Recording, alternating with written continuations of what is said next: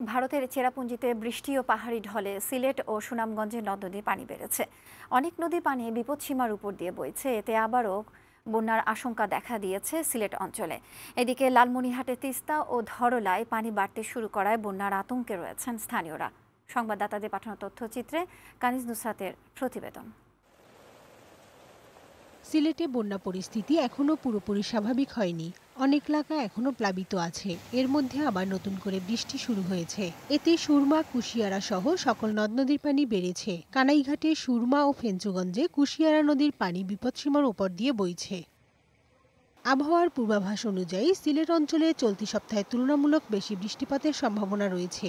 সেই সাথে স্বল্পমেয়াদী বন্যার পূর্বাভাস দিয়েছে বন্যা সতর্কীকরণ ও পূর্বাভাস কেন্দ্র। চেরাপুঞ্জিতে বৃষ্টিপাত হয়, ডেফিনেটলি বন্যার একটা সম্ভাবনা রয়েছে।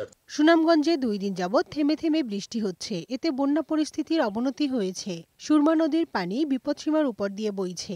এছাড়া জাদুকাটা, রক্তি, খাসিয়ামারা, চেলাসহ অন্যান্য নদ নদীর পানিও দ্রুত বাড়ছে। আমাদের চলাফেরা, বাড়ি থেকে বার হওয়া, দেশে যাওয়া খুব সমস্যা। রান্না বাড়া করা যাচ্ছে না, চুলায় পানি। হবিগঞ্জে ধীরে কমছে বন্যার পানি। প্রতিদিনই আশ্রয়কেন্দ্র থেকে বাড়ি ফিরছেন বানভাসী মানুষ। দেখা দিয়েছে বিশুদ্ধ পানি ও খাবার সংকট। এদিকে নতুন করে বাড়তে শুরু করেছে খোয়াই ও কুশিয়ারা নদীর পানি।